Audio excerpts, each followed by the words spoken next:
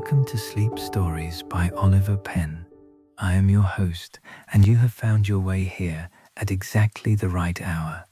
This is a place built for the end of the day, for the moment when the world outside finally quiets, and something softer is permitted to take its place. Before we begin tonight, I would be glad to know where you are listening from. Leave a word in the comments if you like. There is something quietly wonderful about knowing that people in different corners of the world are settling into the same story at the same hour. If you find rest here, consider subscribing.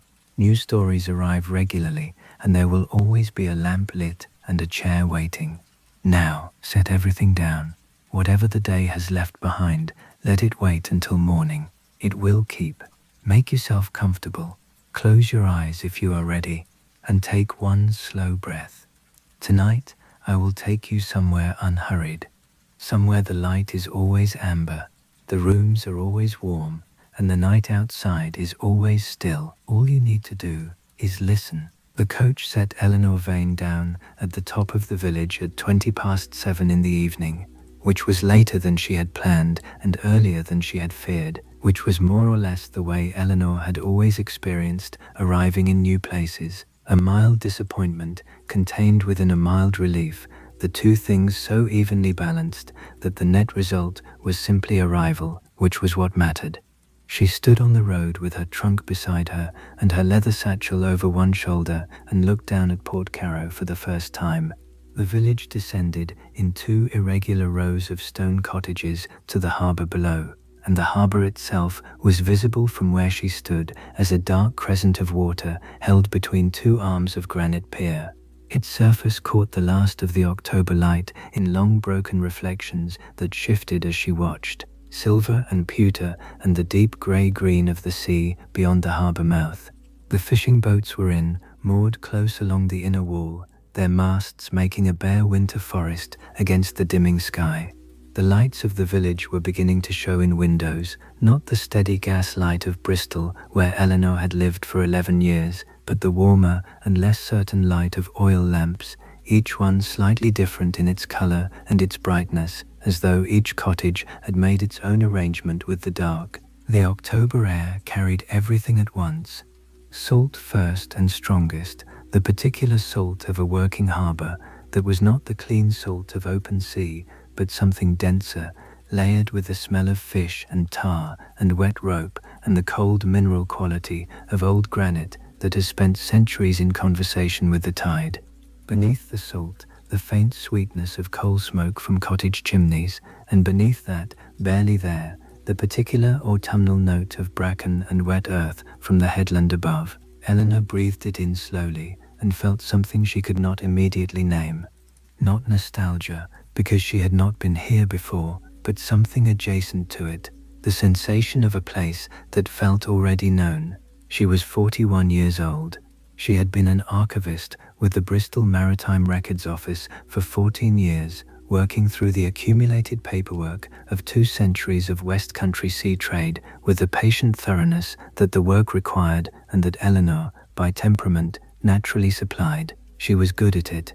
She was, by the quiet consensus of her colleagues, the best they had.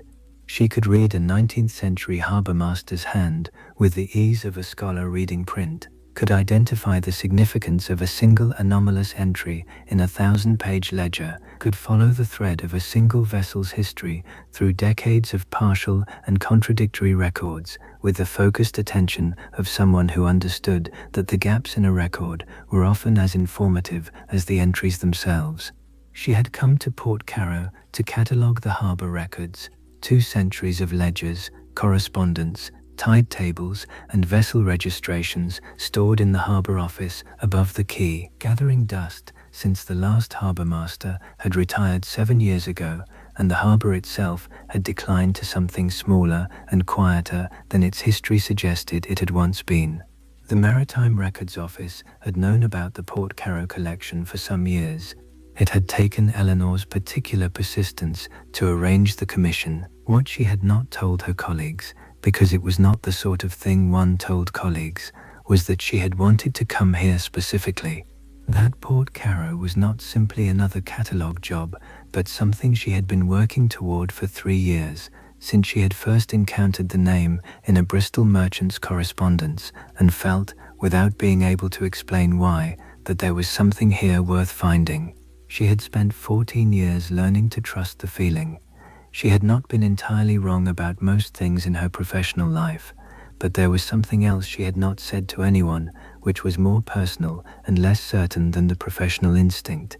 She had spent 14 years reading other people's records.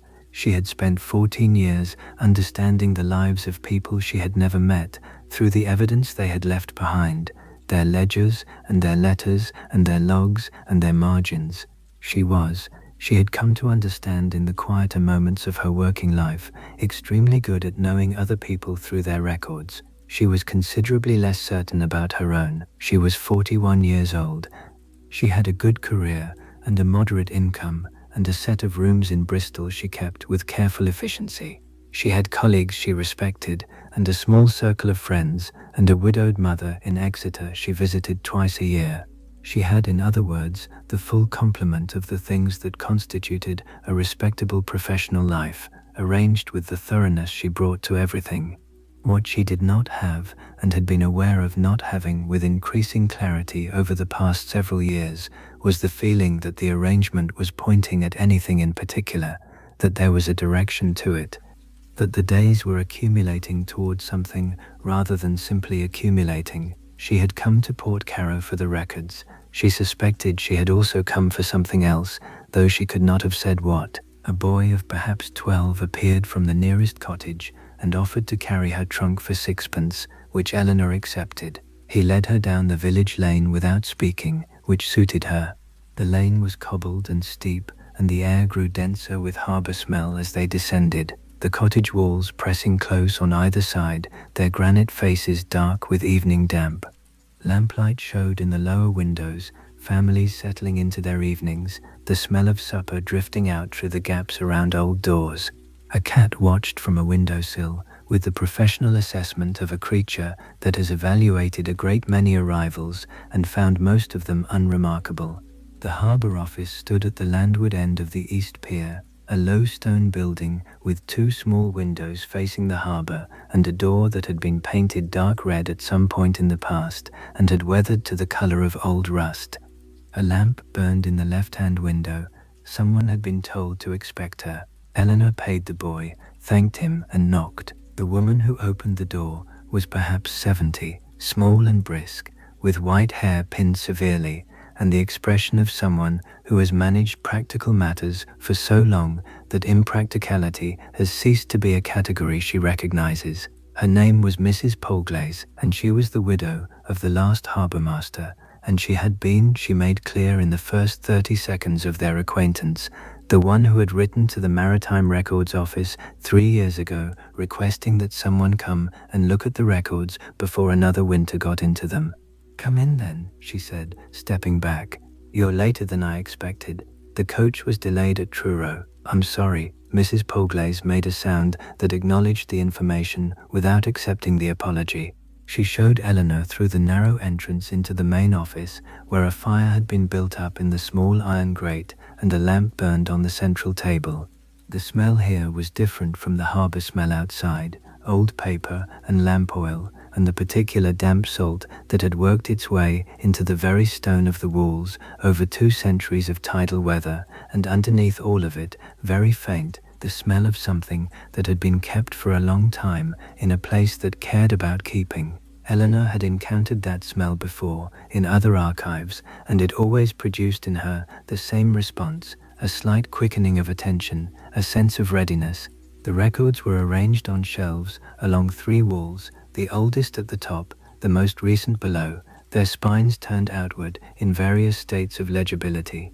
Eleanor counted perhaps 60 volumes visible from where she stood, and knew from the correspondence she had exchanged with the solicitor in Penzance that there were more in the back room. "Your room is above," Mrs. Polglaze said. "My cottage is 2 doors along. I'll bring breakfast at 7 if that suits." "It suits perfectly, thank you. The records are as they were. I haven't touched them." She paused at the door, her hand on the frame, and looked back at Eleanor with an expression that was not quite readable. "There is a kettle and tea things on the shelf by the fire." She nodded once, in the manner of someone completing a transaction, and left. Eleanor stood alone in the harbour office and listened to the fire and the sea. The fire was small and steady. Its coals settled into a deep orange glow that threw amber shadows up the walls and caught the spines of the nearest ledgers, the leather bindings picking up the light and returning it as a warm brown shine. The sea was audible here in a way that it had not been on the road above, a low persistent sound, not dramatic, not the crash of open water, but the particular sound of a harbour at night. The small movements of moored boats, the slap of water against stone, the occasional creak of rope under tension, the deep, patient rhythm of something that has been making this sound for a very long time and intends to continue. It was, Eleanor thought, the sound of a place that did not require anything of her, a place that had been here before she arrived and would be here after she left and was entirely itself regardless. She put her satchel on the table and looked at the shelves. Tomorrow, she told herself, and went upstairs to sleep. She woke before dawn. This was not unusual. Eleanor had woken before dawn for most of her adult life. Her mind had an internal clock that recognized the hour before first light as the best thinking time, the quiet gap between the previous night's noise and the approaching days, in which a person could arrange their thoughts without interference from either direction. She lay in the narrow bed for a moment, listening to the harbour. The sounds at this hour were different from the evening sounds, quieter, more deliberate. The tide was out. She could tell by the lower note of the water against the pier, the sound of it reaching her through the stone walls of the building with a quality of distance rather than proximity. She dressed in the dark, feeling her way through the small room, narrow bed, washstand, chair, window.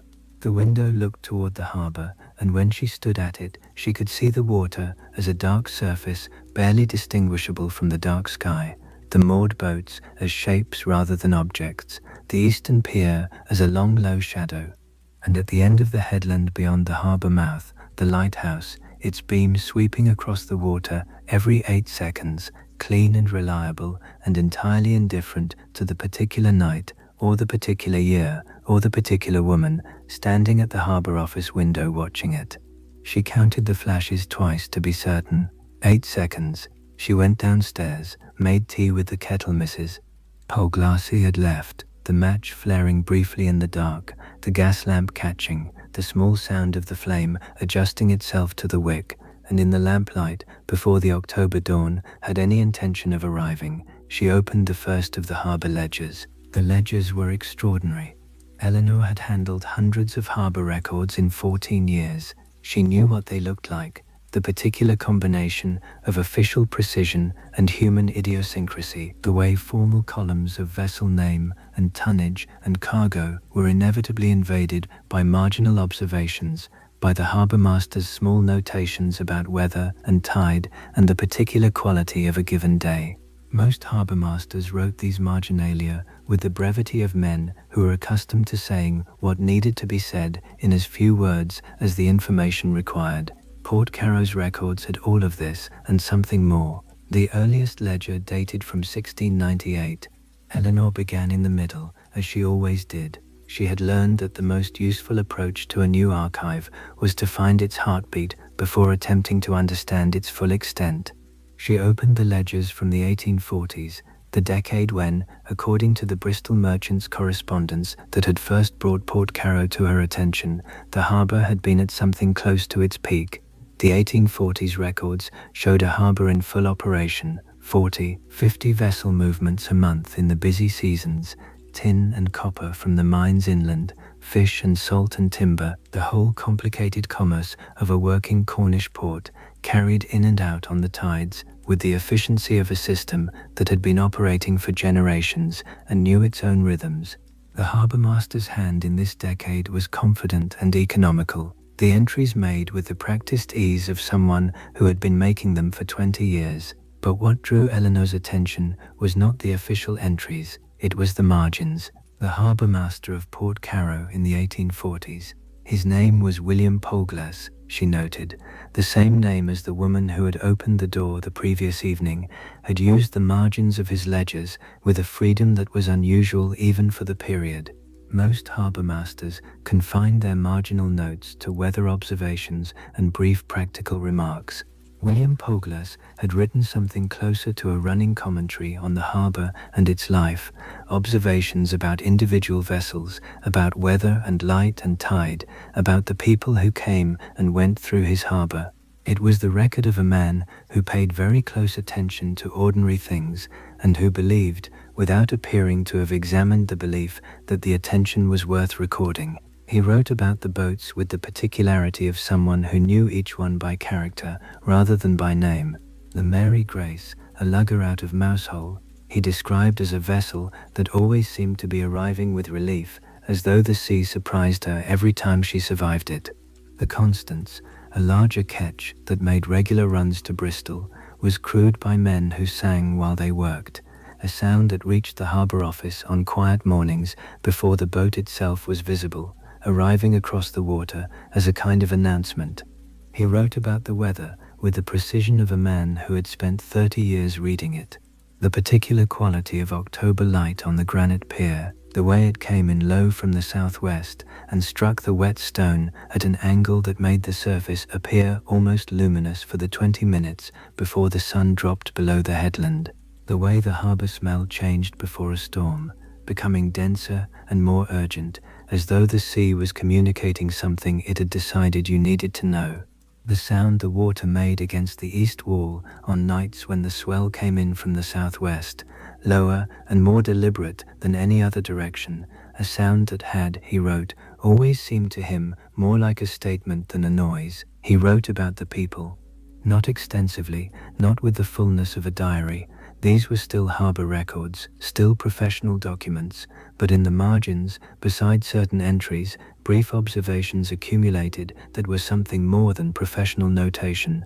The observations of a man who watched the world moving through his harbour and found it consistently interesting, consistently worth recording, as though he understood that the official record and the human record were not the same thing and that both deserved to exist. Eleanor read through the 1840s in the pre-dawn quiet of the harbour office, the lamp burning steadily at her elbow, the fire settled to a deep orange glow, the harbour outside making its patient sounds in the darkness. She took notes in her own small hand, flagging entries of significance, building the map of the archive that was always her first task in a new collection. She did not find what she was looking for, not yet, but she found something else. Something she had not expected to find and had not known to look for, which in her experience was always the more significant kind of finding. In the ledger for 1848, in the margin beside the entry for the 14th of September, a day with no unusual official significance, a routine record of 2 vessels departing and 1 arriving. William Polglass had written a single sentence in a hand slightly more pressured than his usual entries, as though the pen had been held more tightly than ordinary. She did not leave. She is still here. Eleanor read it twice. Then she set down her pen and looked at the sentence for a long moment, the lamplight steady on the page, the harbour quiet outside.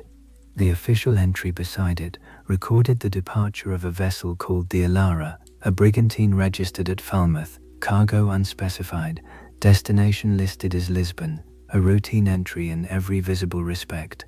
The kind of entry that appeared 100 times in 100 ledgers without attracting any particular attention, and in the margin beside it, in the confident hand of a man who had spent 30 years recording the comings and goings of a working harbour. She did not leave. She is still here.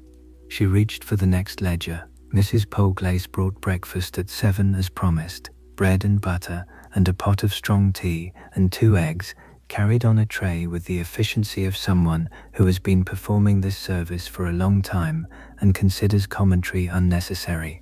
She set it on the corner of the table that Eleanor had cleared for the purpose and looked at the arrangement of ledgers with an expression that Eleanor had not yet learned to read. Something careful in it, something that had been held for a long time. "You've been at it since before light, Mrs. Polglass observed. "Since about 4, Eleanor said. A pause. Mrs. Polglace looked at the ledger open on the table, the 1848 volume, still open to the September entry. She looked at it for slightly longer than a casual glance would require, and then looked away, at the window, at the harbour beyond it, where the morning light was beginning to show on the water. "Have you found what you're looking for?" she asked. Eleanor considered the question. "I've found something I wasn't looking for. I'm not sure yet whether it's what I came for." She paused. "Mrs. Polglace, the harbour master in the 1840s, William Polglace, my husband's grandfather." Eleanor looked at her. "The same family. You've been here a long time." "We have been here, Mrs. Polglace said, with a precision that made Eleanor attend to the words, "as long as the harbour has been here," which is longer than the records show. She left without further comment, in the manner of someone who has said what they intended to say and considers the rest to be the other person's work. Eleanor ate her breakfast without tasting it and returned to the ledgers. The Elara appeared first in the Port Carrow records in the summer of 1843, a brigantine of 180 tons, registered at Falmouth, her owner listed as a Mr. James Trevithick of that town, her captain for the first several entries, a man named Code. She was not a frequent visitor. She appeared perhaps 4 times a year, bringing general cargo from Lisbon and Cadiz and once from Gibraltar, departing with tin and copper and the occasional shipment of salted fish. Her entries in the ledger were unremarkable in every official respect. Eleanor followed her through the ledgers methodically, noting each arrival and departure, building the vessel's history from the fragmentary evidence of the official record. The smell of the old paper was strong this morning, that particular warm dust smell of ledgers that have been undisturbed for years, and the lamplight lay across the columns in its steady amber rectangle, and the harbour outside was coming alive with the sounds of the working morning, the creak of boats, the voices of fishermen, the cry of gulls over the pier. In the summer of 1846, the captain changed. A new name appeared in the registration column, written in William Polglace's hand with what Eleanor had come to recognize as his notation for something he found significant, a very slight additional pressure on the pen, barely perceptible, but consistent across the years of his ledgers, a physical trace of a mind that was paying particular attention. The new captain's name was listed as R. Vane. Eleanor set down her pen. Vane was not an uncommon name. It was her own name, inherited from a father she had barely known, who had died of a fever in the West Indies when she was 4 years old, and who existed in her life primarily as an absence and a name on a gravestone in a Bristol churchyard. She had never known of a family connection to Cornwall. She was also, by temperament and by training, deeply suspicious of the coincidence that confirmed a prior expectation. She had seen too many archivists go wrong in exactly that way, finding in the record the thing they had wanted to find, rather than the thing that was actually there. She noted the name carefully in her own notebook, added a question mark beside it that meant she was aware of the bias and was watching for it, and continued reading, applying the same attention to subsequent entries as she had to all the others. R. Vane captained the Elara from the summer of 1846 through the summer of 1848. In that time, the vessel made 11 recorded visits to Port Carrow. The cargo manifests were unremarkable. The departures were routine. Nothing in the official record distinguished these voyages from any others in the ledger's long columns, but in the margins, beside certain of the Elara's entries, William Polglace had written, beside the entry for the first arrival, June 1846, "A careful captain." The Elara came in on the evening tide without assistance, which is not easily done at this harbour. The approach requires local knowledge or the kind of attention that stands in for it. Beside the entry for November 1846, the captain of the Elara remained 3 days beyond the loading completion. No explanation offered, no explanation needed. There are people who understand that a harbour is not only a place of transit, and this is one of them. Beside the entry for March 1847, "I have been a harbourmaster for 30 years, and I have known perhaps 5 captains I would trust in any weather." The kind of trust that is not given quickly and is not given lightly, and once given, does not require renewal. The captain of the Elara is one of them. Beside the entry for the 14th of September 1848, "She did not leave, she is still here." Eleanor sat back in her chair, and looked at the 4 passages she had copied into her notebook. The lamp on the table burned steadily. Outside, the harbour had come fully to life with the morning. Voices on the quay, the sound of boat engines, the cry of gulls. The October light through the small window was the particular pale gold of a clear Cornish morning, lying across the open ledger in a long rectangle that made the faded ink look almost fresh. She reached for her tea, which had gone cold, and drank it anyway.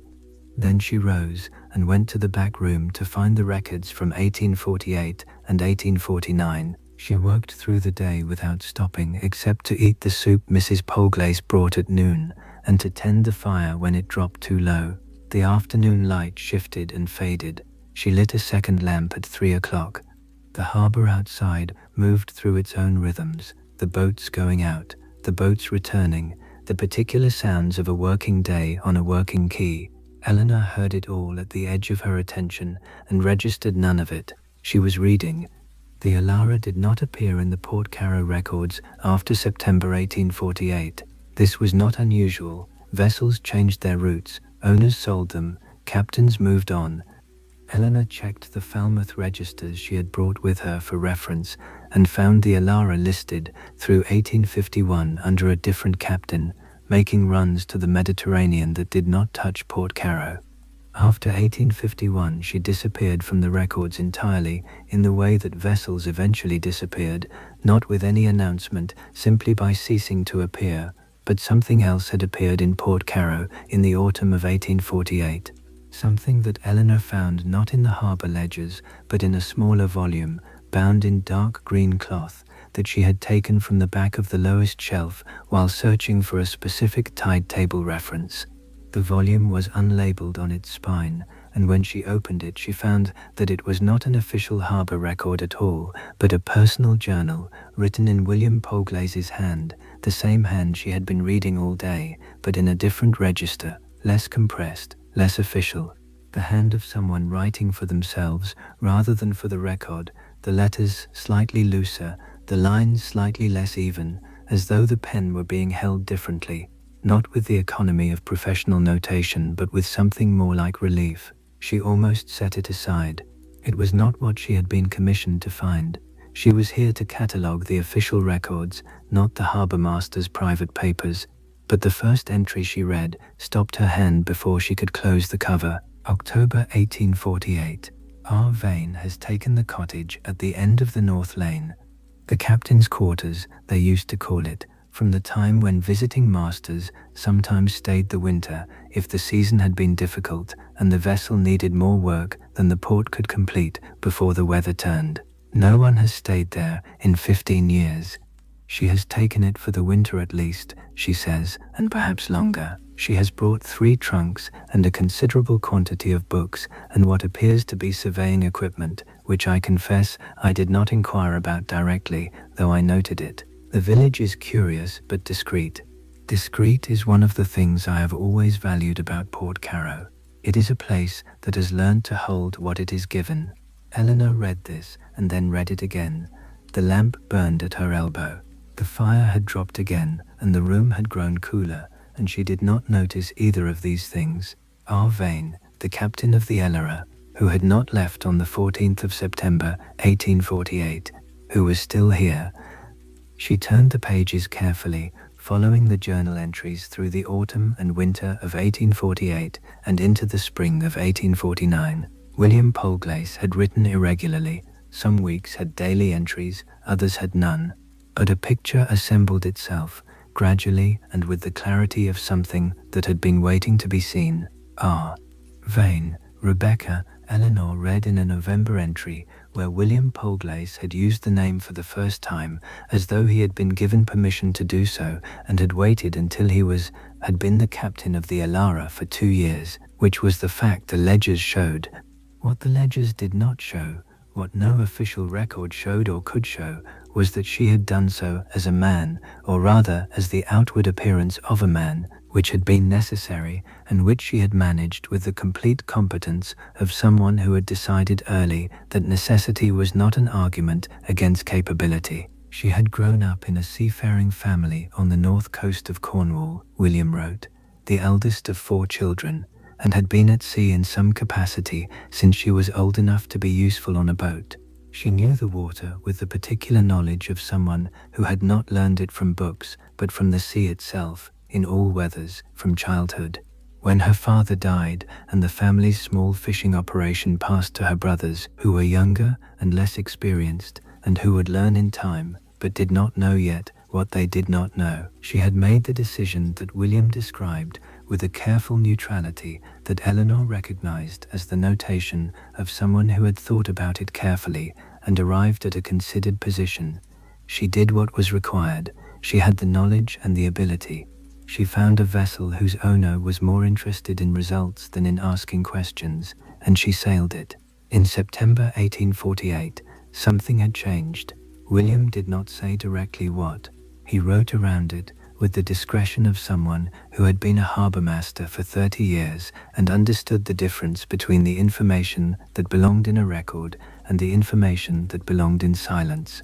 But Eleanor, reading carefully in the lamplight, with the harbour quiet outside and the fire low in the grate and the October dark pressing at the small window, understood that the change had been sufficient to make continuing impossible in the form it had taken. The Elara had sailed without her.